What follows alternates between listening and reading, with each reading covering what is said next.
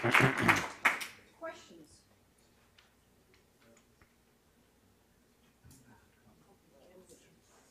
A couple I have, Richard, if you could talk a little bit about what you think you can't do with this model versus sharing the data.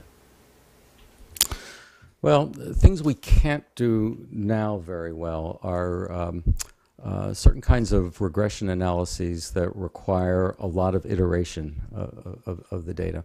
You can actually do distributed logistic regression, but you can't do distributed, fully distributed survival analyses. So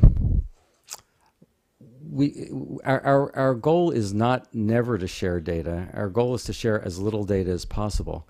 Turns out when you have to make an analysis data set, that's always a very small fraction of all the data that exists. What you'd like to do is have access to all the data that exists to make the compact analysis file, which usually can be de-identified.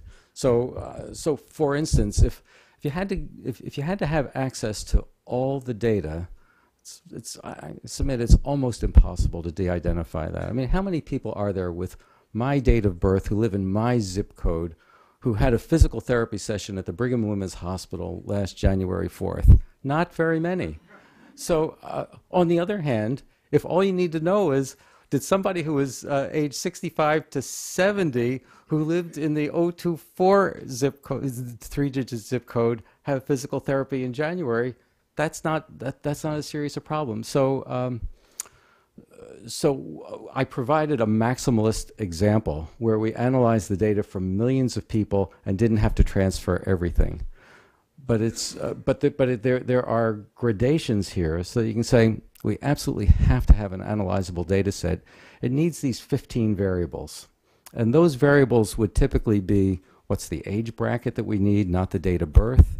How many days was it from the date of the index myocardial infarction until the ICD failed?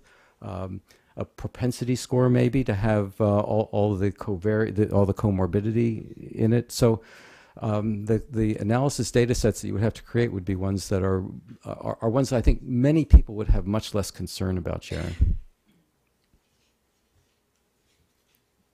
Since we got to do this, can you say a little bit more about exactly how you would do a randomized clinical trial, let's say involving an HMO, an academic medical center, and a health plan? Okay, do y'all hear that? So Rob's question. Oh shoot, you heard it. I'm trying to take a little extra time to think of the answer. So,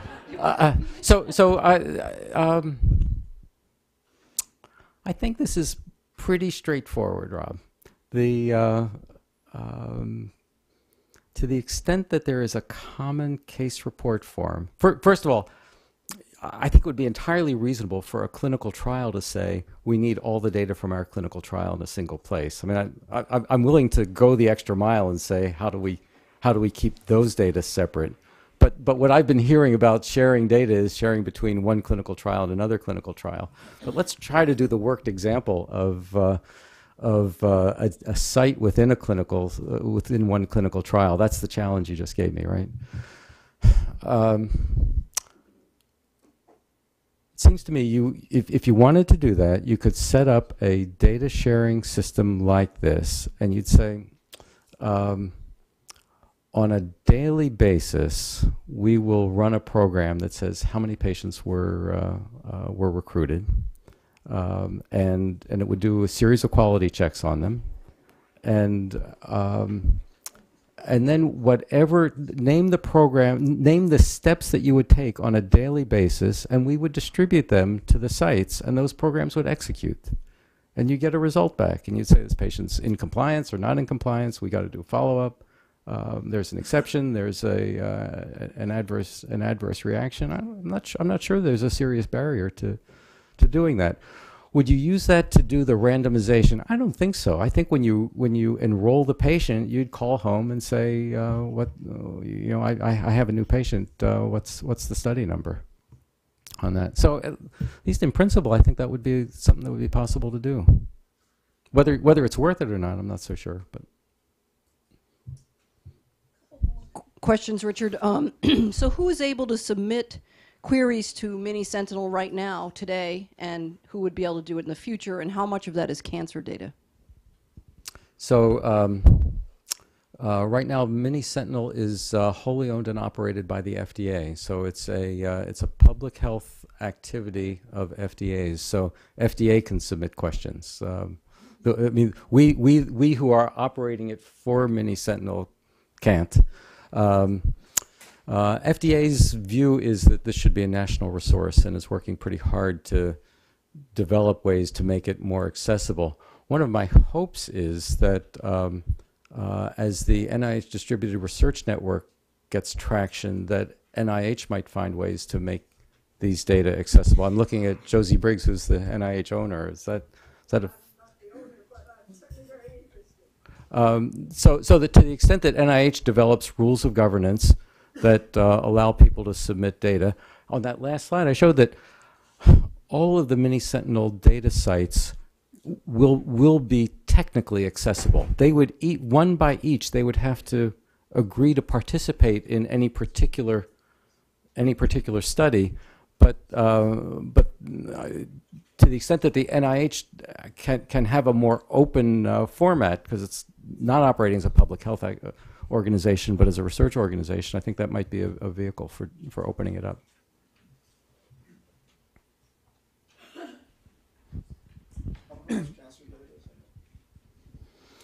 How much cancer data? These are the populations of 17 health plans. So it's United, Aetna, WellPoint, Humana, Kaiser, Group Health. So it's their patients who have cancer who are in it. Richard, can you say something about the surveillance process?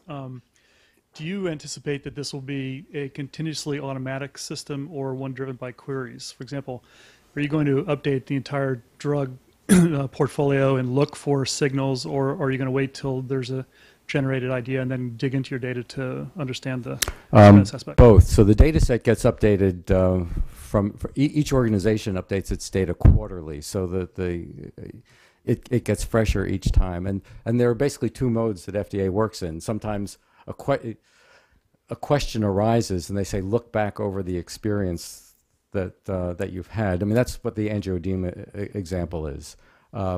We are doing the heavy lifting now to develop the prospective system.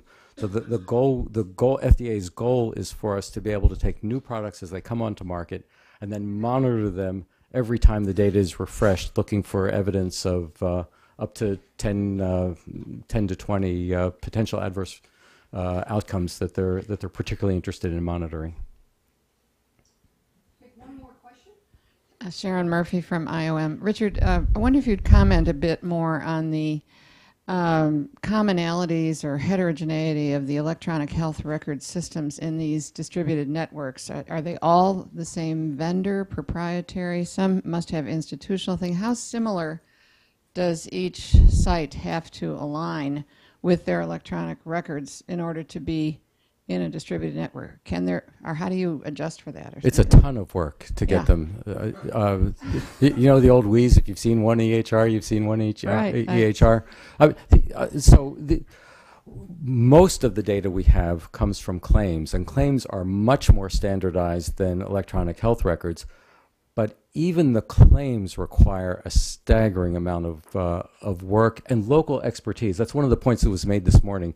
You really need to have local experts who understand how the data came to be the way they are in order to understand what's in them.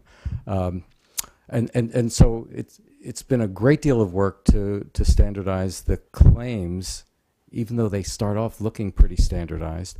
And it's much more work to do the EHRs. The EHRs, and we shouldn't expect, I think we shouldn't expect that the EHR standardization will just occur unless we're talking about specific data elements that are needed for meaningful use. But otherwise, the appropriate direction that EHR development has taken has been to say there can be a lot of local customization. And as soon as you have local customization, it means that they're not standardized. So the fact that about 10% of our population has EHRs, I think all but one of them are using Epicare as the base. It's a great deal of work, even to get temperature, height, weight, blood pressure out of them. It's a lot of standardization work. Okay. Thank you.